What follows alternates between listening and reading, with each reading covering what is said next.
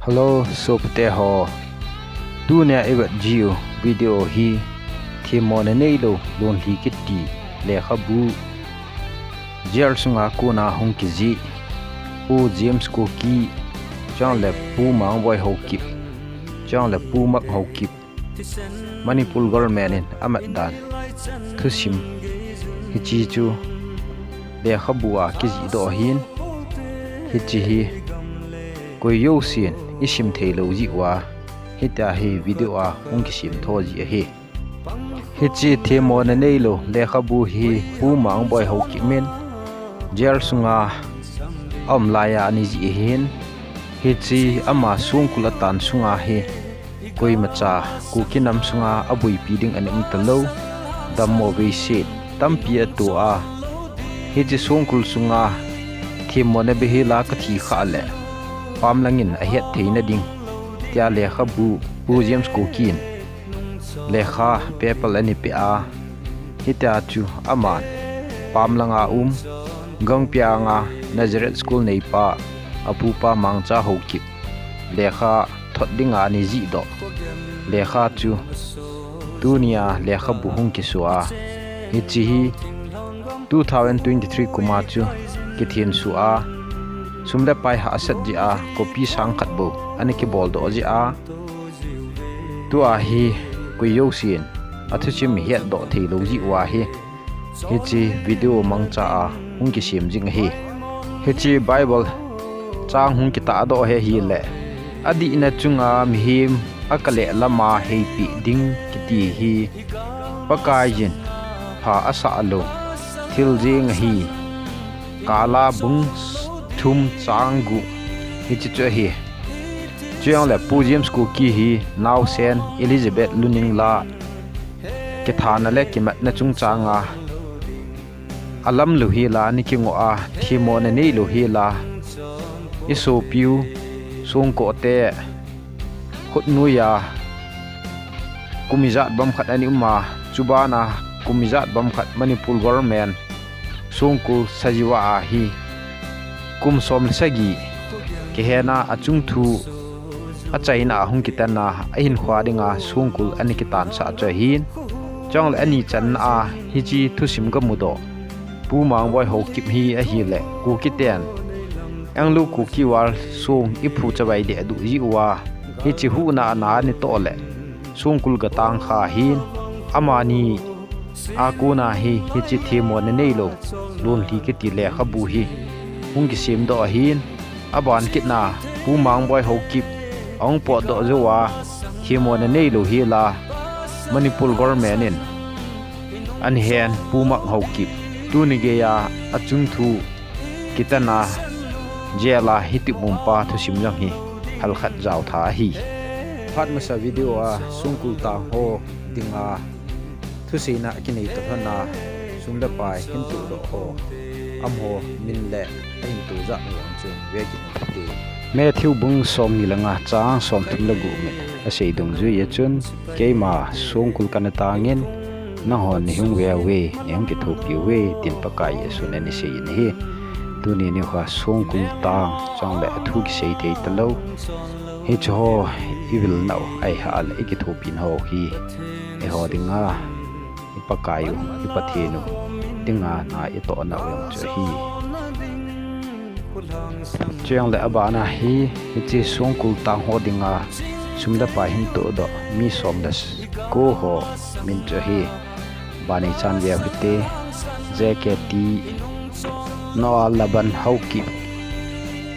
ngam hau to thang mam te hau ki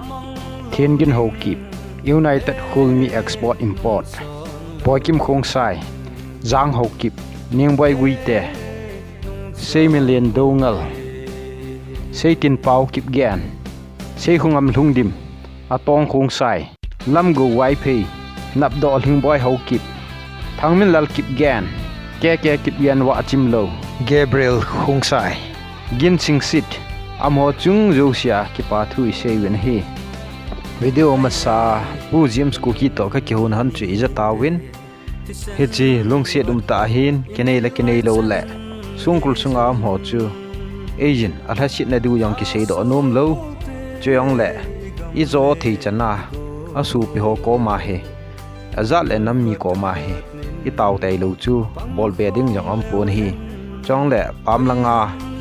aji acha te ding jong I ge la yong le ilung kham ji ma hi tu ni khwa jel sung am jang le phat dang la ya chu ke ki vil the ya ai ha le thil pi ho ki nei the hin a hin la tu chunga he gali tu ta ji wa hin ei mi ho si phai chunga im thei ta lo ji wa hin he chi sajiwa sunga ho dinga thil pi ding government in aphal la hin ai wangen e ho chu I bol thei ta po win account dang ho ei mi police official in e ho zo si jong akidong len a hi wangin igel banga he thil he lu thei ji lo hin ama na sunglanga ko na ata san mi a hin ngai lu mi ma le he cha hu a thing ke yin mu thei yi ta hi jong le ke thot ji hin chong le mi yo siang chu ke thot thei kit lo hi a ji chu am hon he so pi pau banga he lai nin ke la thei lo ai ha le koi he hi lo yi wa chu hi chi chu am ho ding ha se yap ji ai ya chu hi chi pu james he ama account ngai thil ke thot ji hin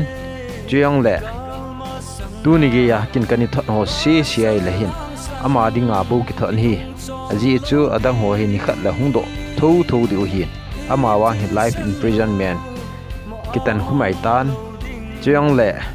hi chi aim ho dinga jel sunga ho thil la hi na bonga akiji theilo chong le sumle pai ho ki thot theilo pa hi itilam dola central government head sa ai ha ale itabang prisol pi ding ham ti pa hi he chi pu james ko ki hi adi na a ki man hin chang la bui pi ding lo ji a hita hi khen hin ama chung thu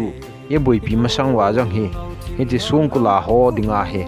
iti panila wa chang le kang pu pi ai ha ale chura chan pul ki ti ho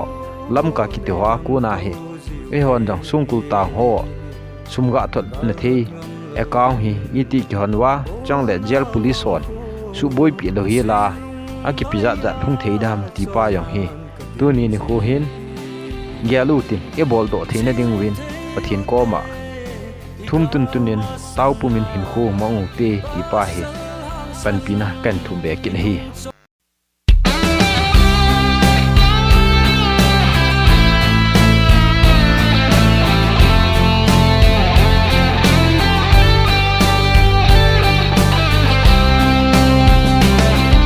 kaye kanam ni te thi sen wat khat inai lai chan ge jun tha su po te gam le igo lung khat khat nin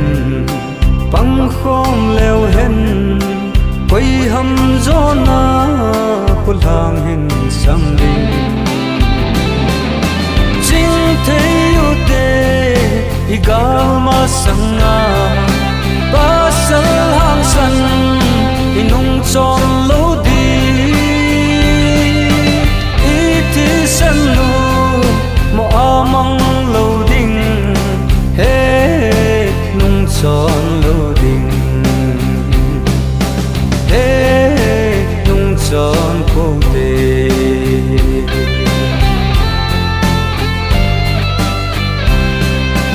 gem nung so zo ta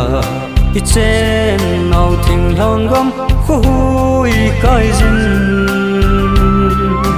lon li thong go nei lam to jiu ve no nau chapam te chol lim na ding vai mon hin ko amang gam tau ve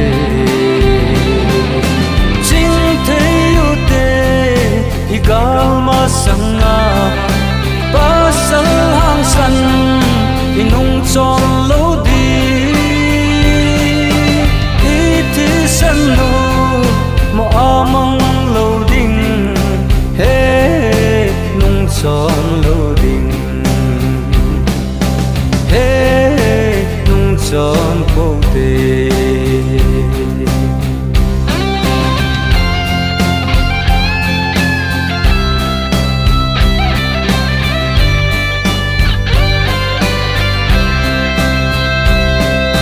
ko gen